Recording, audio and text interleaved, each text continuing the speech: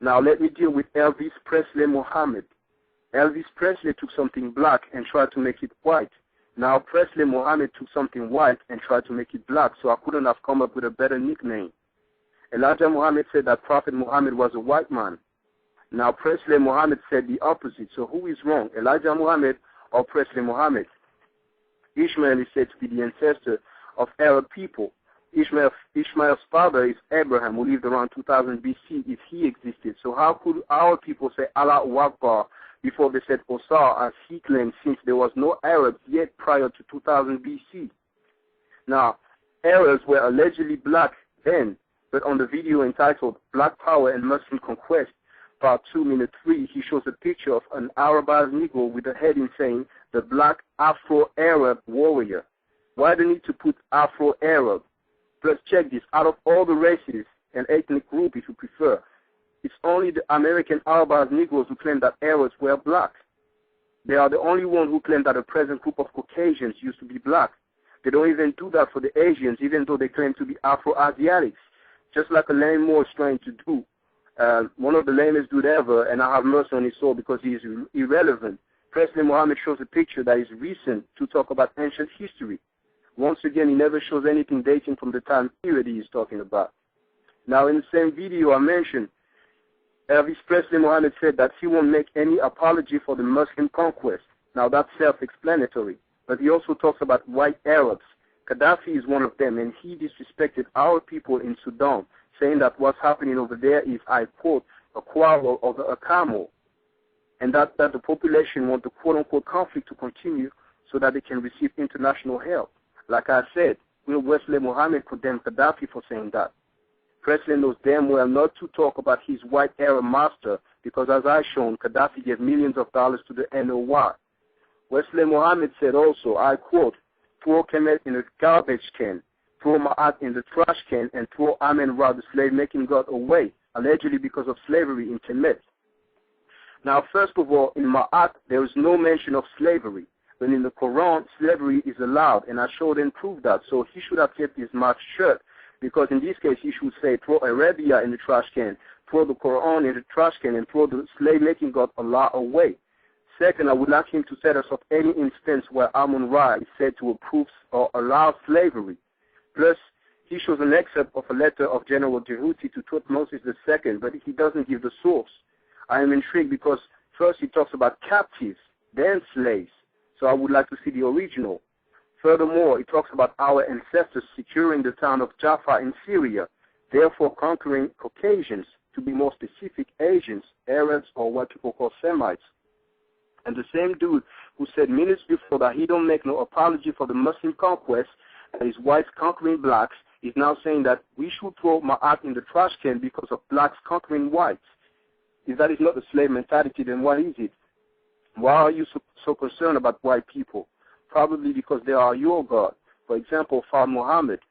And I suspect that the sentence that Presley is using is edited anyway because it's grammatically incomplete. I quote, send people to lead the captives in order that your father Amun-Ra, king of the gods, with male and female slaves will fall under your feet forever. You should see it for yourself. It's on the video called Black Power and the Muslim Conquest, Part 3, minute 6:30. You will see the sentence with the commas and realize that it's fishy. Now follow me. Wesley Muhammad keeps on talking about Thutmose II and the Syrian captives that he calls slaves. He goes on to ask, what kind of slaves were these? And he changes the slide, and you can see written in plain English, I quote, footstool of Tutankhamun, Nubians and West Asian captives depicted. So you have lame scholarship at its finest. He goes from Thutmose's slaves to Tutankhamun's captives. He's not even close to my level. He shoots himself in the foot so much that he is destroying his own lecture. I think he did that because he wanted to put the Nubians in the mix. But goddamn, if, for example, I talk about the Vietnam War and mention the casualties, I won't give you the number of dead in Japan. You understand? It's called logic. And it's funny because previously he was getting excited talking about he's mad. So really he's a mad doctor. Maybe he follows Yaqub, the mad scientist, more than Elijah Muhammad, since he publicly contradicts him. Then he talks about black Syrians, which I never heard of. So now we have black Arabs and black Syrians. Then Wesley Muhammad gets silly saying, I quote, Amen-Ra seemed to have a liking for Nubian slaves as well. And what does he show? He shows a quote from Thutmose II. Since when Amun-Ra is Thutmose II? If that's not stupidity, I don't know what it is. And sadly, the groupies are impressed by such idiocy. Then on part 4, Elvis Presley Muhammad is paraphrasing Thutmose II, saying, talking about the Nubians, that's barbarians. Well, in Message to the Black Man in America, written by Elijah Muhammad in chapter 35, it says, even the little savage pygmies of Africa. So I take this opportunity to repeat my definition of a groupie that applies most of the time. If you condemn somebody for doing something but not somebody else for doing the same thing or worse, you are a groupie. And he goes on to say, you want to reject Allah because you discovered some white Arabs talk bad about black folks, because some white Arabs mistreated black folks. And I have to point out the slave-minded vocabulary being used once again. When all people were enslaved by the Arabs, when they were killed, when women and children were being raped, when the males were being castrated, it's not just mistreatment, it's a genocide. Using the word mistreated is laying beyond descriptions. And for those who want to see other instances of slave-minded vocabulary, just go and watch my video entitled Shakan Duku Kemet, Checking Dr. Wesley Muhammad. It's on my YouTube account and it's 5 parts. He goes on to say, I quote, Ra is a slave god, Amun is a slave god. Now once again, if he doesn't show any instance of Amun-Ra approving or allowing slavery, then it's nothing but lame scholarship at its finest. That's some primary school behavior. If I'm this, then you are these too. I repeat that slavery is allowed in the Quran, which is supposed to be the revelation of Allah. So whatever you say about Amun-Ra, you're supposed to say worse about Allah. Now at minute 205 of part 4, Elvis Presley Muhammad says, I quote, these are Nubian slaves of Kemet. But what does his own slide say? It reads Nubian captives at Abu Simbel. His own presentation says captives, but the little homie uses the word slaves. And then when it comes to 1,000 years of Arab Muslim slavery, the dude uses the word mistreated. Who besides the groupie Arabized Negroes can take him seriously? This is once again to show that it doesn't matter what the truth is with the groupies, it's what you tell them, even if it's right in their face. And Presley Muhammad knows this just like the leadership of any organizations, being Muslim, Jewish, Hebrew, Israelite, or Christian. You know the group is always telling you, my pastor said, my imam said, my rabbi said. What the hell do you say? And this doesn't just happen once.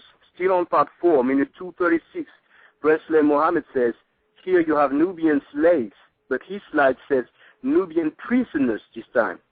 Now pay attention, knowing is good, understanding is better. He plays it safe by putting the exact quote of the European books he went through, so he can say he went by the book. However, he shoots himself in the foot, messing it up by changing the words of the description. I mean, these people are funded by the Arabs. Their job is to keep our people loyal to the Arabs and to reject our own culture. But in the end, I show and prove that he is making a fool of himself.